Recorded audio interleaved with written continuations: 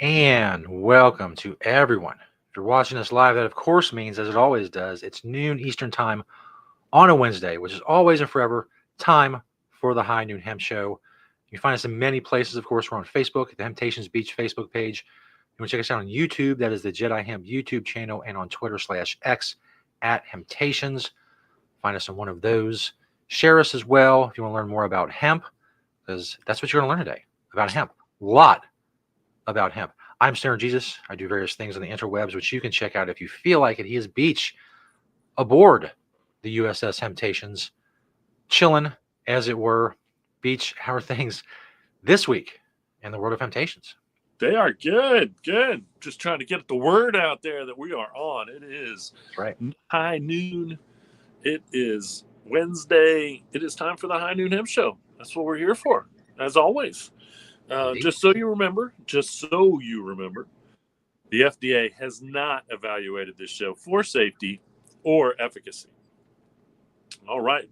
That being said, let's go ahead and do our hemp Pledge of Allegiance. It's very important that we get this in. I pledge allegiance to the hemp fields of America and to the soil in which it is planted. One seed under the sun with responsibility, sustainability, and thrivability for all. So I mentioned it next week, and I'm going to mention it again because there's all kinds of stuff going on in the good old state of Ohio.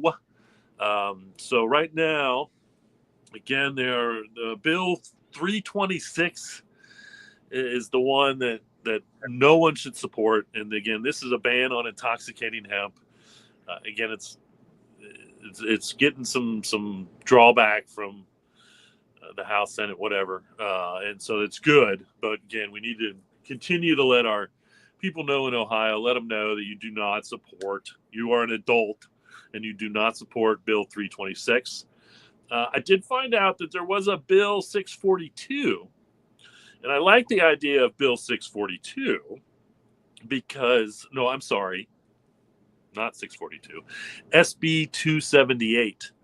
Now, SB 278 would put a 21 and over on whatever it is that they deem to be these intoxicating hemps, and then would also make it mandatory to keep them behind the counter. I am 100% behind both of these ideas. A ban is ridiculous, but putting an age restriction on it, let adults decide whether they want these products or not. Sure, we don't have any of these products out on the shelves for anybody to grab anyway, and so I have no problem with putting them behind the counter. Most of these products are behind the counter at the shops that they're at. Probably more worried about kids stealing them than anything else. And again, the objective is not to get these products in the hands of children in any way, even though that's why they want to ban on this stuff. And adults are using these products responsibly, and there is no reason to ban them. So we're against Bill 326 in Ohio. We support the idea of SB 278. And then you have the most ridiculous one of all, which is Bill 642, in my opinion. It's not really the most ridiculous one of all. It's actually whatever. But it actually puts the recommendations into the hands of the Ohio Director of Agriculture. And again, this person has zero expertise in understanding any of this. And so I definitely don't believe that we should do anything with Bill 642. Because one thing tells me that to make it easy on themselves, they would just support a ban. They don't want to get into the controversy of anything else. I don't know what. Or they would recommend that nothing be done, which I would like. Because really nothing should be done. Again, I get the age regulations. They're going to put age regulations on these. I'm okay with that. Tell me I got to put it behind the counter. I'm for that. I have no problems with that for all the shops that sell this stuff. Do not ban it. Do not put it in the hands of someone that has little or no experience in these situations. I mean, if you're going to put it in the hands of it anyway, let's create an industrial hemp recommendation panel And you can have law enforcement on there. You can have business owners on there. You can have, doctors on there. I don't know. But, as I have always said, hey, prove that these things are unsafe for us and then do these things, especially when it comes to banning. If you're going to ban something, you better sure as heck prove that it's unsafe. I saw an article, and they were talking to one of the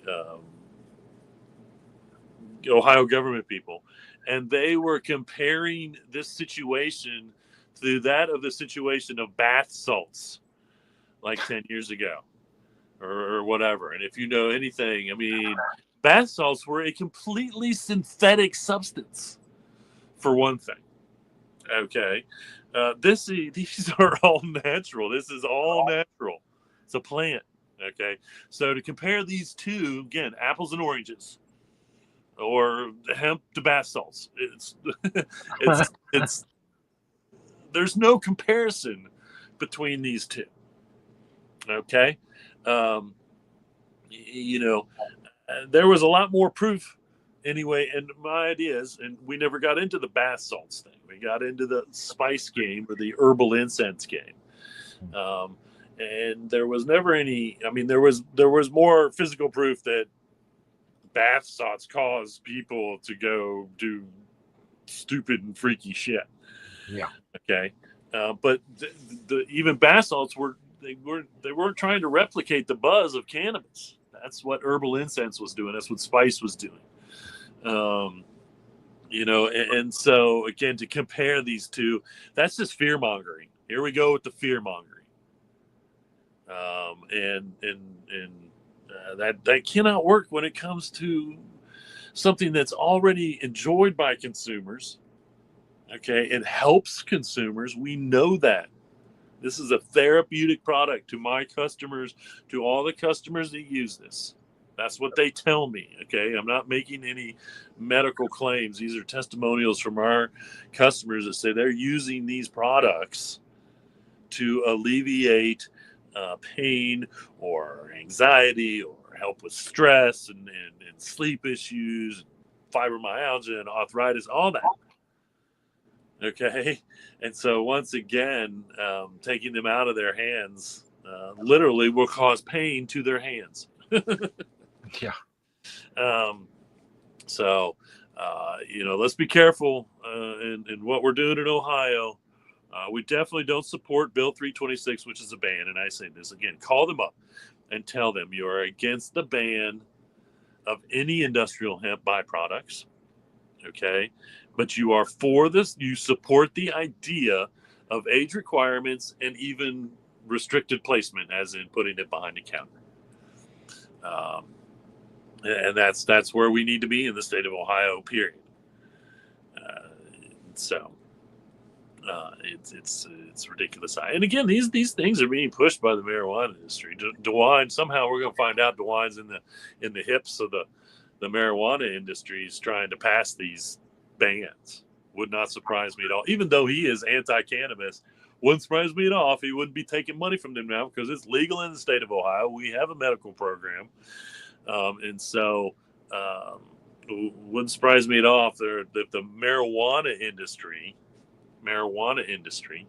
isn't lobbying against the hemp industry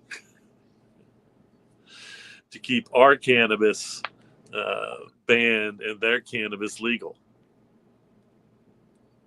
Why can't weed just get along? Weed just get along. Remember, that was a headline from a couple weeks ago. I'm using that from now on. Why can't weed just get along? Anyway. Speaking of that, Stoner, do you know what today is? What is today, Beach? Hemp Day. It's going to catch on. We'll see. I feel it. Hemp Day.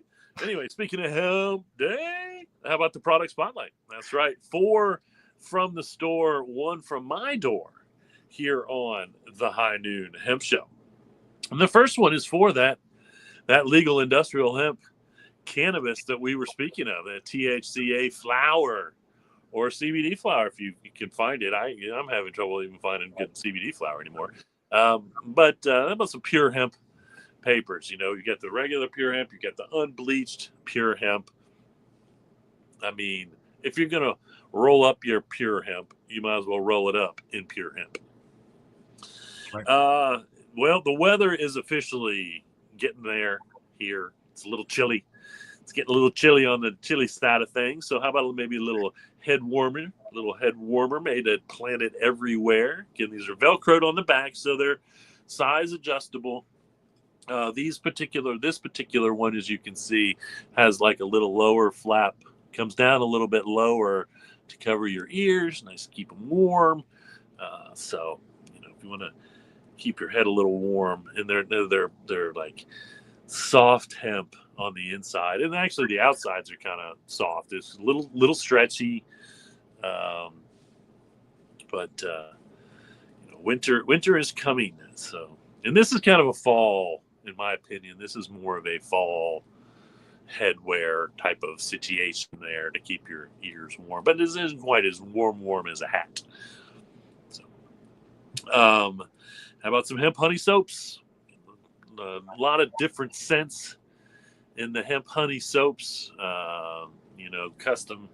These would almost be like a nice little gift. Maybe some hemp lotion and some hemp soap. We're getting into the holiday season. We are almost there. I try not to talk about it until we at least get through Thanksgiving. I did notice that they didn't move Thanksgiving to tomorrow, which a lot of times they will do. If the Thanksgiving is close towards the end of November, they can move it to offer that longer shopping season. Mm-hmm. They didn't do that this year, so we're just we'll only have about 4 weeks of that standard shopping season. Even though what I really think is funny is like you see Black Friday deals going online that have already started. Yeah, we've got Black Friday deals going on for the next week. It's a fight for sales. We will have some Black Friday sales, speaking of that. So if you stop in on what we call actually Green Friday, we'll have Green Friday sales. We'll probably have a small business Saturday sale.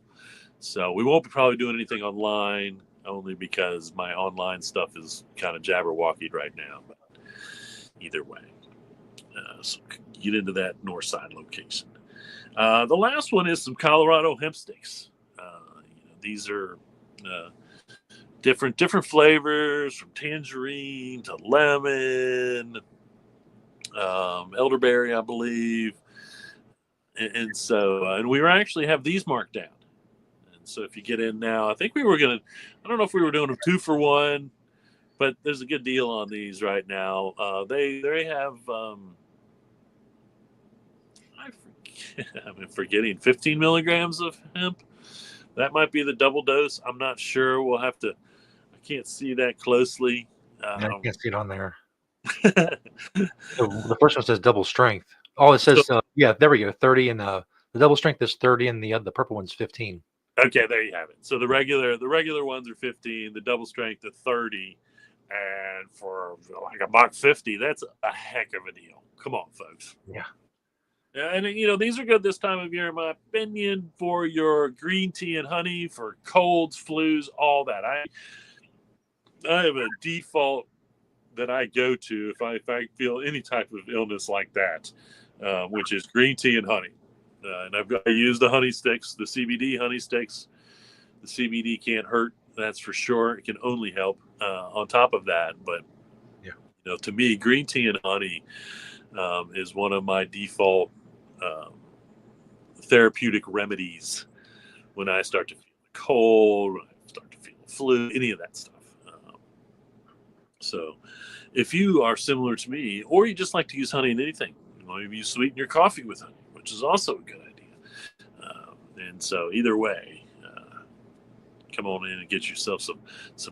Of course, honey never goes bad, so it's not like you have to worry about the expiration date. And there you have it. From the store. Now, the one for my door is actually 3. I like to do that these days. And the one for my door is 3. These are some of my random hemp posters. The one on the left there is just kind of fun. This was a whole poster series, and I have a couple of these where they kind of made fun of stupid laws in states. And this was way before hemp. That poster is 20 years old probably now.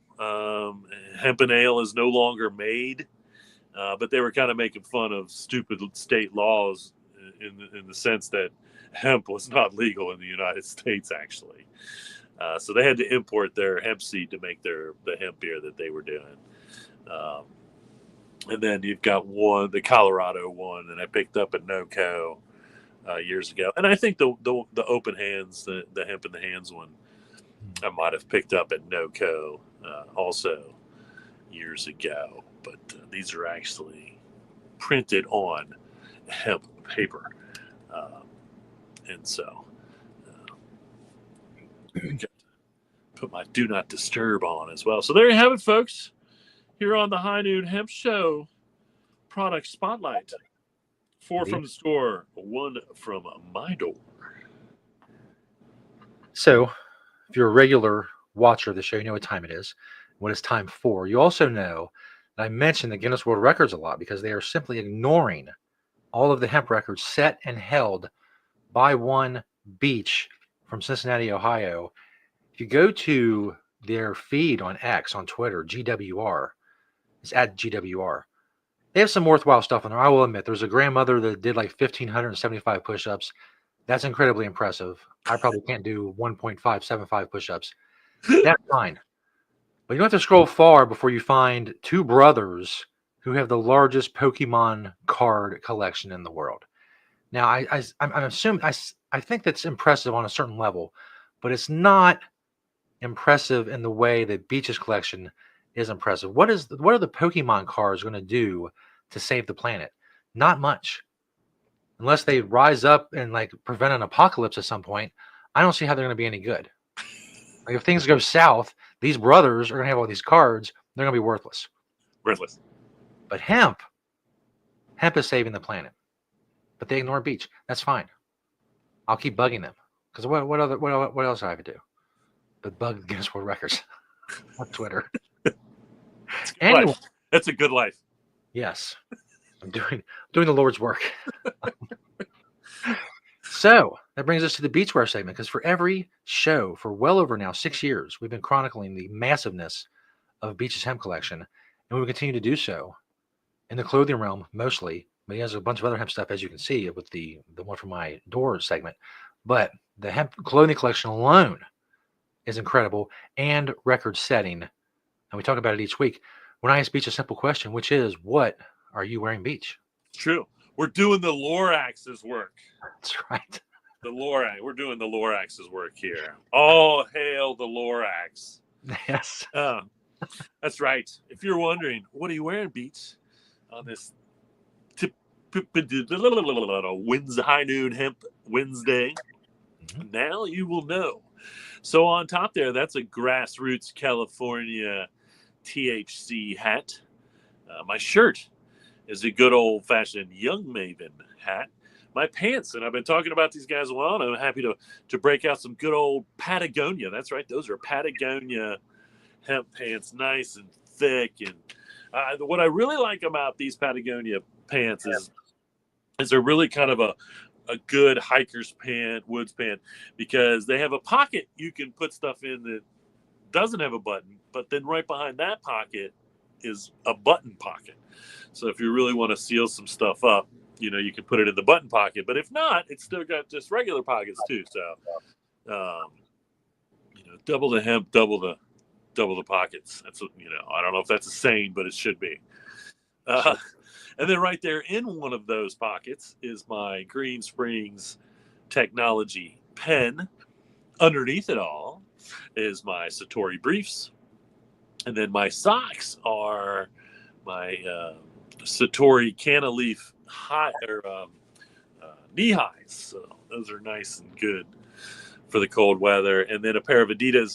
I don't know what kind of Adidas these are, but these are like one of my, again, kind of rare Adidas, because this is it's a variation of Adidas that I have not seen a whole lot made. When I say the style, you see a lot of Sombras, you see a lot of shell toes and things like that. But this is kind of one of those rare styles that I really do like because of the black and green, and they're really different and comfortable too. So there you have it. If you're curious on this High Noon Hemp Wednesday, what are you wearing, Beach? Now you know, because we're doing the Lorax's work. That's right. All right. Speaking of the Lorax, well, actually, speaking of the holidays, I know I said I wasn't going to jump the gun on this, but I thought I'd go ahead and break out one of our holidays commercials, and then we'll be back with some news. Dudes, this is going to be a great hemp giving holidays. Last year could have been better. Don't worry, this year brings the largest selection of hemp, including CBD supplements and topicals, the newest vaporizer, and a new Hemptations in Dayton, and of course, much, much more. Sweet! And you know, Hemptations for 20 years plus has been the procrastination destination for all your holidays goods. Hemptations.com. Having holidays Hemptations? Now, of course, we're only in Northside. That commercial's a good 10 years old at this point. But fun commercial either way. And there'll be more of those to come in the series of Hemp Park style Hemptations holidays commercials. Say that fast, like twice even. I can barely say it fast or slow once. All right. Speaking of hemp shoes, because I was just talking about them, how about this new line of iPath? Now, I do have a pair of iPaths. I only have one pair of iPaths. That may change soon because I really like these new iPath. Is actually they're making a new line of vegan shoes. Okay, and they're going to make the cats, the crickets, and the grasshoppers. And I don't know if you're an iPath person, you'll know what that means in this new vegan line, this vegan choice. And of course, they're going to use hemp pretty much everywhere they can with it, which is all the fabric in the body of the shoe. You know, the high tops. I really like, you know, even like the ones where it almost looks kind of like a slip-on, like a nicer style. But one of the high tops kind of comes in that natural and blue, which I really like. So we'll be keeping. I don't know that they have been released yet. I do believe that they had just announced that they are going to release this new line. So they may be in production right now or going to be released soon for the holidays. I don't know for sure. But if you're looking for a new pair of Jimmys, you know, check out iPaths. Go to their website. See what they have there. Google iPath hemp. See what comes up. See what you can find.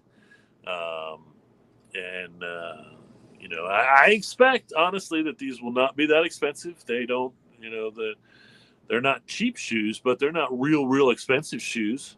So I really feel like there's going to be reasonable. You know, they're still trying to sell to the skateboarding market, which is where they started, and continue to be. And so they know skateboarders don't have a whole lot of money. A nice skateboard is expensive enough as it is. So, but shoes, they also know that, you know, second to the skateboard, shoes are, you know, one of the most important things that you can invest your money in. And in fact, I would say that those two things are, in fact, you know, and, you know, if you're really doing crazy stuff, pads and helmet as well. But, you know, between the board and the wheels and all of that, you know, the shoes are a very important part of, you know, giving yourself an edge. You know, you can skateboard just like you can play basketball in any type of shoe if you really want to. I mean, Prince played in high heels, apparently. You know, you can skateboard in any type of shoe too. But the better the shoe for what you're doing, I think the better you will have. Either way, and when shoes are made for skateboarding, they're going to last longer because skateboarders wear out certain parts of their shoes. doing certain tricks and things like that too. That's something I think that the shoe industry kind of learned pretty early, and kind of started to reinforce these areas to give a longer use, which is what it should always be about. It shouldn't be about selling someone 3 pairs of shoes in a year because they wear out. It should be about selling someone a pair of shoes every year because they wore out, or every 2 years, depending, whatever. I don't wear shoes out because I have so many different pairs. But if you only have 1 pair of shoes or 2 pairs of shoes, like most people, to be honest with you, I'm sure that they don't last as long as they should. But if they're made out of hemp, they might. Although there were issues with that early in the hemp shoe game as well. So once again, it's so funny how we have the new farm bill has some controversial changes to industrial hemp in it. But they're going to have to put off the mandatory, and this was part of the 2018 farm bill, okay, which made it mandatory to have the hemp tested in federal testing facilities. Wow, for the 6th year in a row, there aren't enough federal facilities to keep up with the industrial hemp market for testing. And so therefore they are once again putting that off for another year. So here's something to change in the new farm bill when it comes to industrial hemp. The fact that it's mandatory to be tested in federal facilities. It's never going to happen. So take it out of the bill. That's one thing we should do. There's a change for you that I accept in the farm bill when it comes to industrial hemp. Take out the mandatory testing at federal facilities. Okay? Have that testing done at any facility that's licensed to do testing for these things. And again, I think that's any testing facility. It's not specific to cannabis. Okay? It's any facility that probably has a centrifuge machine or whatever it takes to find out the percentage of THC in the flower, because that's where it matters. Okay, that 0.3% by dry weight is in the flower. Okay, I also believe that really, if you want to do something on the federal level and to change the industrial hemp take out that mandatory testing. Okay, make it so, yes, industrial hemp has to be 0.3% or less. Okay, but take out the mandatory testing. Make it so that, you have to have probable cause to go test. You get a complaint, or completely random. So when you agree to be licensed in a state, the state can randomly test. And again, they can come out at the end of the year, walk out into the field, pluck some flower, probably test it right there, or have it in a machine, or it's in the truck. I don't know. And if it comes up 0.3% or less, they're good. Okay. And if they come up higher than that, then I do believe they get a retest, but they get retested. And if not, they lose their crop. And again, and just make it totally random. Make it a percentage, 10%, 10%, or whatever. Or just ignore it. Okay, I'm not saying that people will be able to grow that 0.4%. If their products come up 0.4% at the end of the day, then that's an issue and deal with it. But I think that we actually have enough out there that it doesn't, that if someone is licensed to grow a particular cultivar and they know that cultivar hasn't caused any problems in the past, then that should be good. Maybe if a person says they're going to grow a new cultivar to the state, say, okay, well, because it's a new cultivar, we're going to make sure at the end of the year, at the end of the growing season, that it comes in that 0.3% or less. If it's a tried and true, just leave it alone. But if it's maybe new or something different, then have it tested. Make that part of the testing when you issue the license to that person. I don't know. The fact that every single industrial hemp crop has to be tested across the country is ridiculous. And again, originally, all they were seeing was cha-ching. You got to take it to a federal facility. Well, you got to pay the federal facility still to have this done. Pretty sure. I don't think it's free. I think that testing cost is at the farmer or producers. I think it's the farmer, I would guess. That's a cost the farmer has to put out. And again, that's ridiculous. And that's just another one of those things where if you want to convince farmers in the United States, your average farmer in the United States who grow industrial hemp, you can't tell them that their crop has to be mandatorily tested at the end of the year. Okay. Farmers would stop growing soy if you told them something like that. I honestly believe that. For some criminal thing, like, if you told soy farmers that they had to test their soy at the end of the year for cocaine, regardless of whether there's any cocaine in it, they're not going to grow it. Okay. And all these, and I'll rail against them till they're all gone. All these stupid things that separate industrial hemp from corn and cotton, as far as an agricultural crop, only keep farmers from growing. And again, this is one of the most amazing plants. It can do more for humanity than any other agricultural crop on the planet. I will argue it. I will debate anybody on the subject. Bring me anyone from any other agricultural crop, and I will debate them on whether their crop is better for humanity. Okay, because there is no other crop on the planet that can clothe, house, feed, and make everyday household products like industrial hemp. Not one. Doesn't even compare. Okay. All the other crops are against industrial hemp because if we grow industrial hemp, we won't need a lot of other agriculture. Yeah. It's not going to go away. It might just be a lower, smaller scale. And that's what, again, when they sit down and they talk about it, that's their concern. Will hemp put us out of business? Most more than likely. So when I say business, again, you can let the grassroots people do it. Let all the little companies make hemp clothing and then overtake the big clothing companies because nobody wants their clothing anymore. Until once again you get big enough. This is what happened to Hemptown.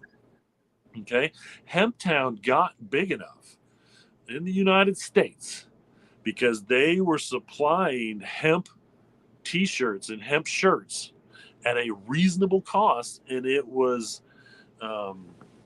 not as cheap as cotton, but a reasonable cost. And they were getting so big and so good at it that a big company bought them. And I don't even know if the big company that bought them still produces that. That's something you see a lot in the world. You buy a company not because they were successful and you want them as a division of your company, but because they were successful and you wanted them gone. I mean, and this is anti-consumerism once again. This should not be legal. You should not be able to buy a competitive company and then shut them down. That should not be legal. Okay, that only supports the idea of monopolies, and what the world is really run by is oligopolies. Okay, oligopolies are where few companies or few people run most of the industries. And if you don't know, probably 5 to 10 companies worldwide own the majority of everything that's on the shelves, besides all the tiny little companies. 5 to 10 companies probably own 90% of what's being made and sold to us. Okay. And then we have the 10% of those tiny little companies that, when they become a thorn, they get bought out. I think, and that's where a lot of companies start. A lot of companies start with that very ideology that they want to be big enough to be a thorn in the side of capitalism, that they get bought out and they walk away. The hemp world, the hemp industries, it's going to be a slow. And then once again, we're seeing major companies get involved, and we're going to see more major companies get involved until all the major companies realize that if they don't add hemp to what they're doing, and again, it doesn't make any difference, construction, food, clothing, cosmetics, doesn't make any difference, then they're going to start losing out to all these small companies that are doing it, and their customers are seeing the actual health benefits, humanity benefits, all the benefits. So anyway, same old rant, just another day. Since day one of the show, I've been talking about how celebrities and sports people have had their identities stolen for this CBD gummy scam, which is still going on. One of the newest ones that I found out about is Mike Huckabee. And I find this interesting because Huckabee actually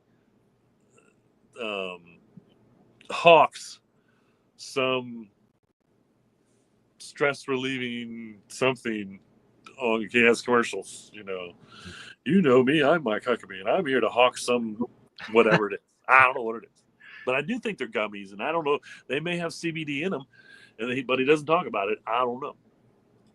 Okay, but he tried to sue Meta for running fake CBD ads with his image in it. He failed to do that. Okay, which I think is interesting because Clint Eastwood was successful at suing the company that did this. And again, I think it's still the same people that are doing this. And so I don't understand why Mike Huckabee didn't actually go after the company that used his image, but he tried to go after Meta for running the ads. He was not successful for that. And I'm sure that's because I would only assume that when you bring an ad to Meta, they don't fact check it. They don't, they watch it to see that it makes sure that it does that it. And again, here's what I think interesting. Maybe I can run ads on Meta now, but up until recently, they would not allow me to run ads just because of the name of Hemptations, and so, I think it's interesting, they're taking this people's money for these CBD ads that have illegal images in them. And apparently they cannot be held liable for that. So, Mike Huckabee, you're going to have to go after those people. And again, I do not know how these people, if Clint Eastwood was successful, and it was like $8 million total, he sued him twice and was successful both times. I don't understand how all these other people whose images have been used over the years aren't as successful suing these people. I don't get it.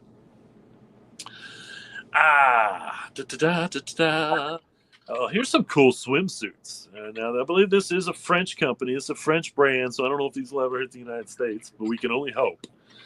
Okay. I know that I'm going to mispronounce the name of all of this. Like half of the sentence I'm about to read is probably going to be mispronounced. I did get a picture of some bathing suits over to you, didn't I? Yeah. Okay. This is Valbrigren Maurice, and they're collabing with Linificio y Canapaficio Naciala to make these linen swimsuits. They are claiming that they are at the very least one of the most sustainable fibers ever. Okay. And so I really, like that idea. And again, they're calling it a linen. I think it's going to be like a thicker linen weave, obviously. The linen is usually like a really thin weave. But I love the colors. I think the colors are great. I would love to. I like the looks of them for just a pair of shorts, obviously, regardless of whether they're swimsuits. I have a couple pairs of swimsuits that have 5% hemp in them. I know it's asking for a lot, but 5% is more than 0%. This company, and not surprising that it is coming out of France, and so hopefully, this most sustainable fiber ever. Which again, if something's made out of 100% hemp, that is the most sustainable fiber on the planet. Once again, there is zero doubt in my mind that if we did them all, did all the comparisons, everything you can compare as far as sustainable fibers go, hemp would be number one. There's some out there, and that's looking at the process of going and making all the material.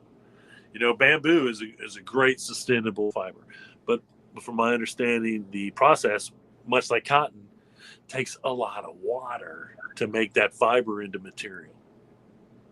Okay, it requires very little water to make itself into a material. You have to look all the way to the process, from the growing and all the chemicals or whatever maybe on the growing of the crop, and then the whole process of making that into material. So I'll be looking into these a little bit. My guess is they're probably not inexpensive. I don't know if I even saw a price, but it'd be great to see these hit the United States market or something like them. No doubt about that. All right. Clinical study showed that you can take 1,500 milligrams of CBD daily, and it will cause no negative side effects. All right. Now, what the study was really looking into was the average daily allowance of CBD that proved most successful. What they came up with was basically 40 to 60 milligrams per day, which is right in line with where we recommend people starting, which is 10 to 15 milligrams per dose, and that's up to 3 times a day. That's the recommendation that we give to people if you're using CBD for the first time as a sublingual. That 10 to 15 milligrams starting dose, and again, that safe to do 3 times a day, is again where you want to start. And this study did the same thing. That 40 to 60 recommended daily was the starting point. That 10 to 15 milligrams per dose was the starting point. I'm going to say it's okay to then take more if you need to. If that is not enough to relieve or give you the therapeutic that you're looking for, and so that's right in line, obviously, with what we've been saying. And I don't know where it came from, but 1 milligram per 10 pounds of body weight is kind of where we are. And I always tell people, that 10 to 15 milligrams per dose to start is a great starting point. If you need more, you need more. And obviously, like they said, if you had to, you could take 1,500 milligrams per day, and it's not going to cause any ill side effects. And again, I think that the side effects that it does cause is something that we have seen. One is diarrhea. I think that as you're working out your daily use, you may find that that causes that. Again, it's not necessarily. We've seen this in pets. In fact, we just recently saw this in one of our pets where Um, one of our dogs who doesn't really need CBD, like Josie, our Doberman, she needs it she now has it. I give her CBD daily because her legs were literally giving out on her. And since I've been doing it, she is more mobile, I will say. But I think Millie accidentally got CBD food that I had made up for Josie. And we could see that it didn't like cause any ill effects to her other than it messed with her stools a little bit for a couple days. So we have seen that. And I also think that that's something that the body gets used to as well. I don't think that it's not because, the CBD is bad and it's giving you food poisoning, so to speak, or sickness. And so, that's probably the dosage thing. The benefits that you get from the CBD, if you're looking from it from maybe the ill side effects, because they're not life-threatening side effects. It's not thoughts of suicide or death, which you'll see with a lot of pharmaceuticals on TV. Side effects may include a lot of horrendous things.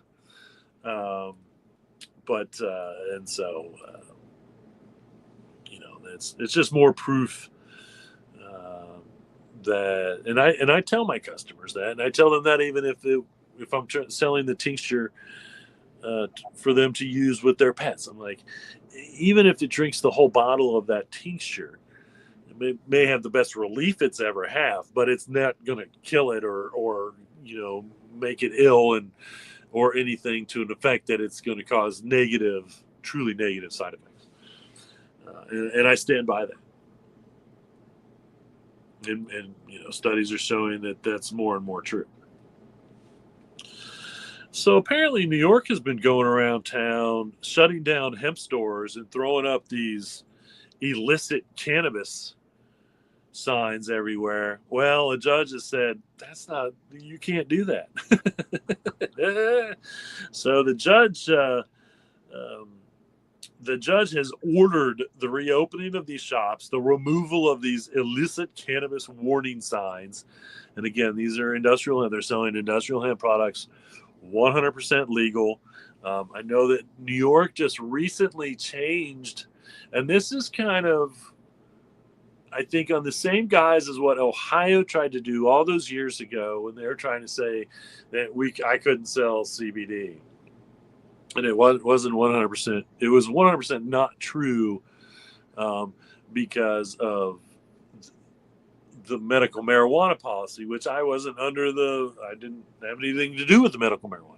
And I think that's kind of what New York did. New York kind of changed their policies for marijuana and then believed that those policies would also be true for hemp. It's not. Hemp is hemp. Marijuana is marijuana. And that's exactly how the judge saw it. And so, the removal of these illicit cannabis signs are coming down in New York, and these stores are allowed to sell the products that they were selling because, once again, they were extracted 100% legally from industrial hemp, 100% legal in the state of New York, okay, and not to be overlooked by any government agencies in New York. So, good news, New York. Good news. And again, everywhere that states try to do some stupid ban like this and they don't really look into it, it almost instantly gets overturned. Wink, wink. Ohio, guess what? You're going to get challenged and overturned if you try to ban these products. Man, again, it's just amazing. This was a clinical study. A study on mice showed that CBD also lowers fever. Yeah, CBD lowers fever. And how it does that is it alters the biological pathways related to the body's stress and inflammation response. Okay. More proof leading up to, I am sure what's next is human trials. Once again, this is how all of these go. Okay, is if it's successful in mice trials, they will move on to human trials. Okay, once again, this is just showing how you can add CBD for one more therapeutic use, and that is the fact that if it reduces fever, then now it's in your cabinet for flu season. You feel a fever coming on, your thermometer tells you got a fever. Boom, take some CBD, add it into your green tea and honey. Yep, your green tea and honey. And in fact, you can just get the CBD honey, double whammy. And all of those things can hopefully help reduce fever. We know we don't need any more medical studies to prove that CBD works as an anti-inflammation. Okay. Again, I'm not giving any medical advice. I have probably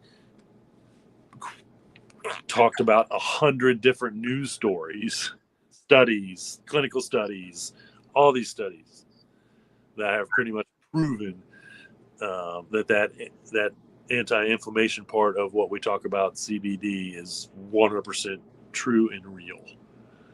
Okay, all the naysayers can go say nay somewhere else.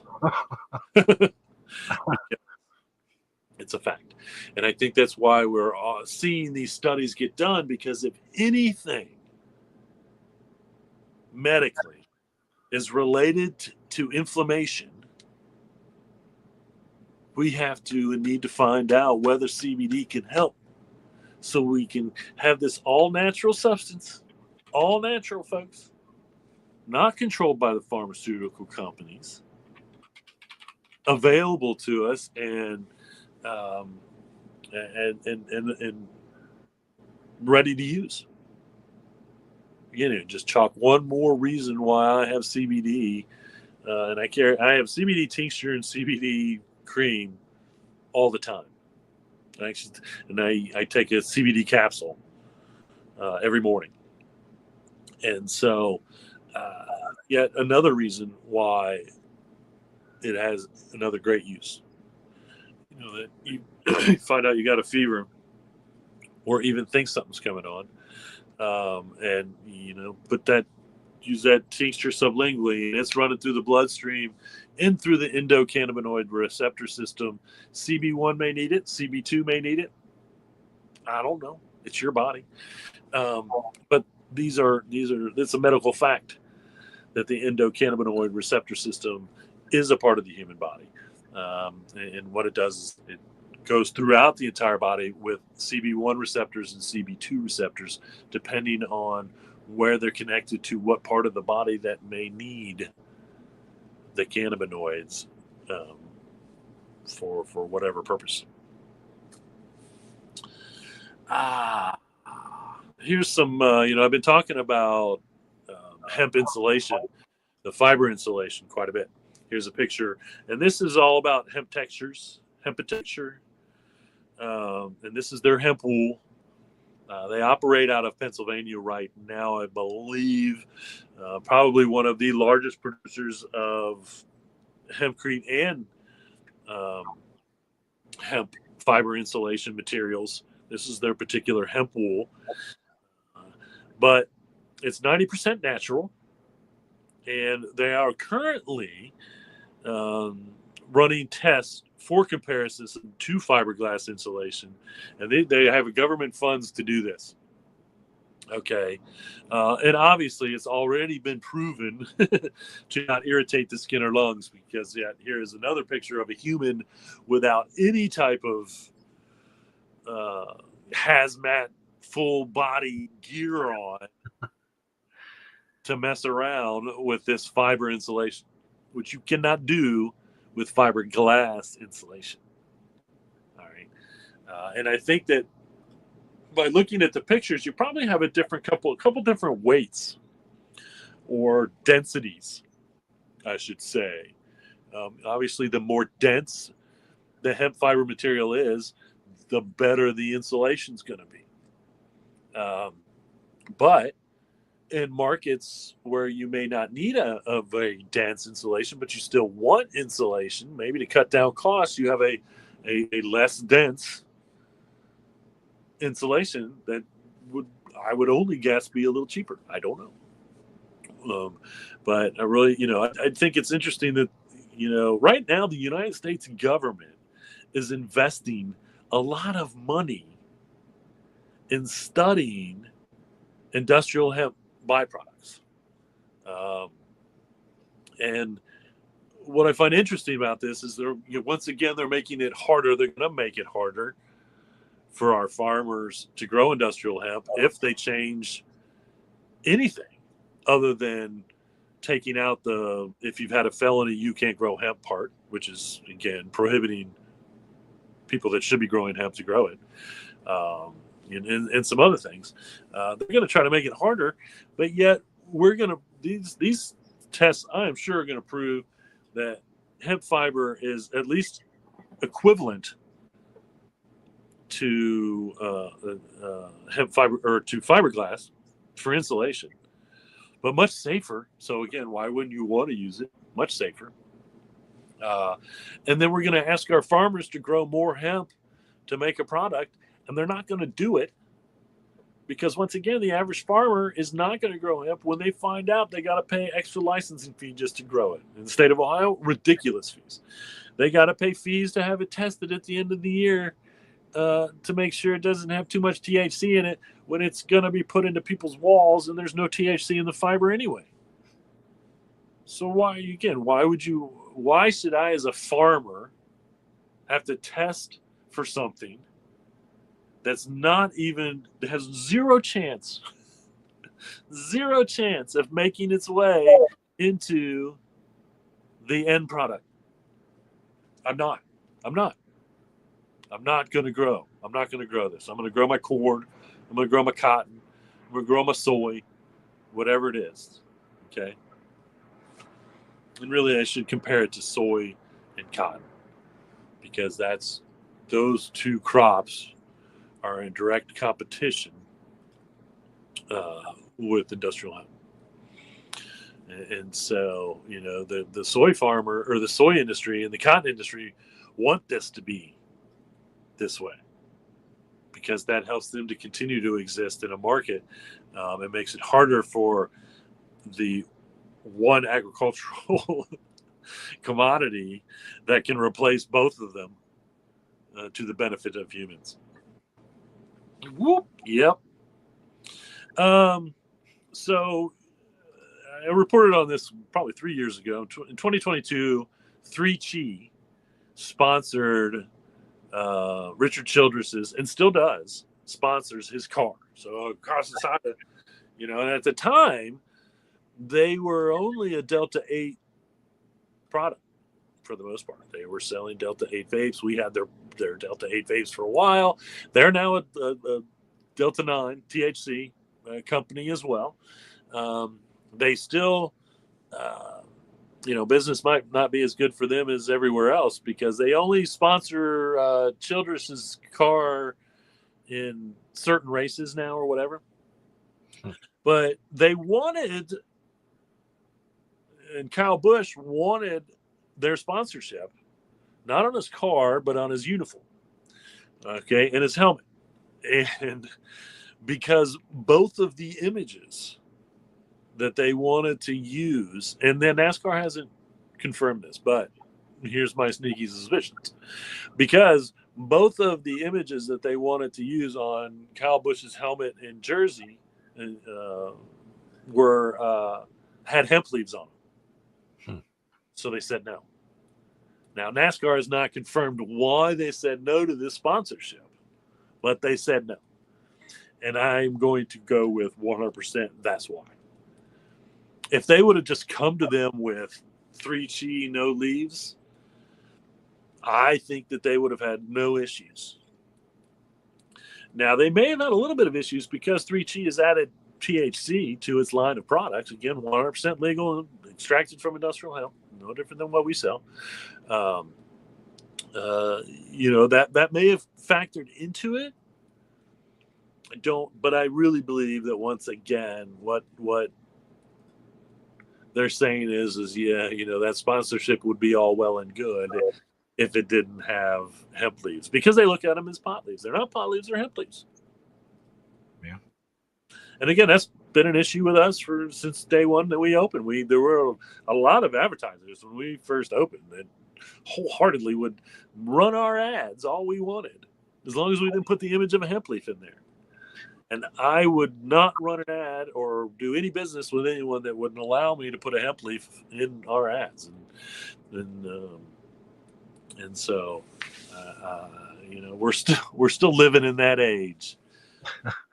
And of course, because if you take a hemp leaf and you take a what they call marijuana leaf and you put them side by side, you cannot tell the difference. You cannot tell the difference, even if it's a generic image. Well, once again, but if you physically took a leaf from a hemp plant and a leaf from a marijuana plant and you put them on a table, it may be different size and shape, but you wouldn't be able to know which one came from the hemp and which one came from the marijuana. I'd be able to guess better if it was, say, a indica leaf as opposed to a sativa leaf, because most industrial hemp plants are sativas, even though, once again, we're learning how to breed the THC out of indicas and boost the CBD in indicas. And so that's becoming less and less true. When you grow for fiber or food, for grain, fiber or grain, those are all sativas. Cannabis sativa L specifically is the scientific name. And there are hundreds of cultivars all over the world for cannabis sativa L, i.e. hemp. And of course, some marijuanas are cannabis sativa L too, don't get me wrong. That L starts for Linnaeus, I believe, Linneas. I don't know how that works out, but anyway. Okay. All right, I'm going to leave you on a beautiful construction note, but you can go to eBay and buy this particular prefabricated hemp house for just $75,000. I think it's a pretty gosh dang good deal. Yeah. Honestly, if you can buy a house for $75,000, that's a pretty good deal. And this was a sponsored ad. I truly believe this is straight up legit. Look into it before you buy it. Talk to them. But if you hurry now, before the end of November, folks, you can buy this hemp house for even cheaper. I think I saw the lowest price available. Nice. For $67,500. All right. So you can get this hemp house, prefabricated hemp house. I don't know about delivery. I don't think they're throwing that in. You may have to. I didn't read the eBay ad specifically. Maybe the delivery is the shipping cost is in there. I don't know. Or maybe it's another $2,000 to ship it, and you got to wager in that shipping cost on eBay. But again, if you could have this prefabricated hemp house delivered to you for, say, $70,000, find a piece of property now and do it. I mean, again, the cost of housing, I don't know how they're not delivering these all over the country. Yeah. Because my understanding is the cost of housing right now is ridiculous. So even for $75,000, and again, I didn't see shipping, so I can't imagine it would cost more than, and I'm just guessing, maybe $5,000 to have it shipped. I don't know. Maybe you got to go pick it up, and which means you got to pay a shipping company. And again, I really feel like you can pay a shipping company $1,000 to deliver it. Now, you might have to pay somebody else to unpack it for you, or pay whoever your contractor is going to put it together. But a prefabricated hemp house for $67,000 to $75,000. It's a nice little house. Nice Lulu's, nice little house. Look at it, nice little house. That's a nice little hemp house. So if you do eBay or you want to buy a hemp house prefabricated, I'm sure you can probably find the information from these people. Maybe not even go through eBay if you do a little investigating. eBay takes their cut. That's all well and good. I still think it's a great deal. It's a worse deal for the people selling the house because eBay takes their cut. And so they're really the ones losing. But I think anybody would be a winner being able to buy a house for under $100,000, period. Yeah. Now, again, I'm sure that you're gonna have to pay somebody to put it together. So you're gonna have to hire some contractors, and there's gonna be a substantial cost in that. Maybe you think you can put it together yourself. I don't know. Have a couple friends over and have a house building party. If you know what you're doing. Yeah. I honestly don't think it would be that hard. Even as a kid, I watched our house being built in Richmond, and thought all in all how easy it is. And we ran all our own electricity and all that. So, we did it minimally, even though we were building a very large house, we still did it minimally, one way or another. So, there you have it, folks. How about that as a great gift? Do you love someone enough to buy them a hemp house for the holidays? I hope so. Because they would love you enough to accept it. I know I would. Yeah. If anyone wants to buy me one, Yeah. Wow. Maybe if the High Noon Hemp Show sells enough of these hemp houses, they'll build us one. We can broadcast live from it. Nice. Wink, wink. Wink, wink. I'm gonna, maybe I'll replace that. I always used to say, if you take one of my $1 million ideas, all I want is a Porsche 911. Now I'm just gonna say, all I want is a prefabricated hemp house. It's about the same cost. I mean, actually, I think the hemp house at this point is probably cheaper than the cheapest 911. So now it all makes sense. Take one of my $1 million hemp ideas, run with it, make $1 million, buy me a measly little $75,000 prefabricated hemp house. That's right. Seems reasonable, honestly. It really does. Free consultation. I just want to be rewarded. All right, that's all the news. As far as events go, we only have one. That is the Medical Marijuana Meetup. It is happening December 3rd, the first Tuesday of the month. I'm kind of excited. Because it's going to be at Kerrigan Spirits. Okay, this is where we had the Halloween party. So it's free, but it's a private event. There will only be medical marijuana people there. And, I love the events at Mad Tree.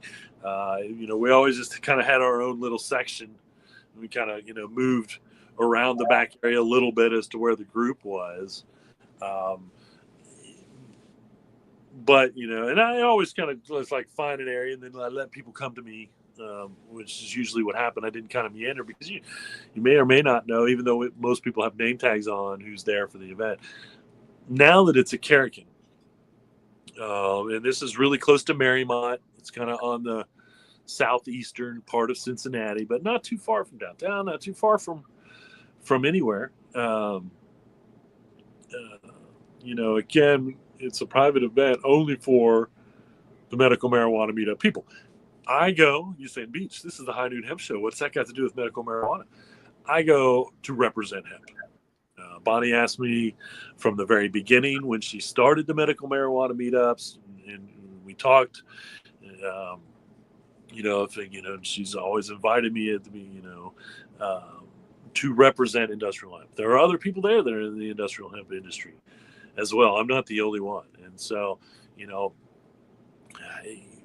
medical marijuana meetup, and you go to meetup.com or the Meetup app, join the Meetup app, and then, which is a really neat app, honestly.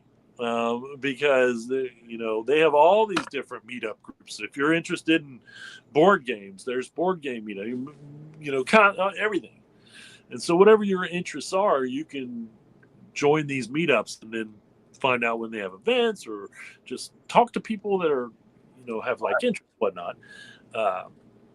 But I think the medical marijuana meetup group has almost 1,000 people that follow. And again, I guess we could have called it the casual cannabis meetup. And then it would be, which is actually a really good name. Someone's going to steal that now on Meetup. They're going to steal the casual cannabis meetup. Don't do it. Just giving it away. Now I guess maybe I should start the casual cannabis meetup group. I better go do that now as soon as I end this. And I should go look, because somehow I feel like there's got to be a casual cannabis meetup anyway. But because it really is all things. The medical marijuana meetup really is all things cannabis. All things. It is all things. And it's a great event. I haven't walked away from too many of these not learning something about hemp that I didn't know. Or having something backed up, because there's a lot of people that are there actually interested in the hemp part, not the medical marijuana part. So either way, great events. And again, this is not next Tuesday, 2 Tuesdays, December 3rd, 12/3/24. And again, it's a Karrikin, KARRIKIN Spirits. They have a Facebook page. Follow them. This is a great little place. They're only open a couple days a week. They're opening for this event. Anyway, great. They once again, in a day's notice for the Halloween medical marijuana meetup that usually happens in Madry, in a day's notice, Karrikin opened the doors to the medical marijuana. They opened the doors to the medical marijuana meetup group, and had a great event for Halloween, the Halloween party. And so, there is still beer. They have beer on tap there. They have food. They have a menu. And so it's the exact same experience that you would get, but it's a private event now. And I'm really excited, actually. So we hope to, if you're in the High State area, we hope to see you there. All right. Well, again, we didn't have any questions this week. My thoughts were clearly illustrated throughout the show. So I leave you with this: reduce, reuse, recycle. Make everything else out of hemp. Having temptations. See y'all next week.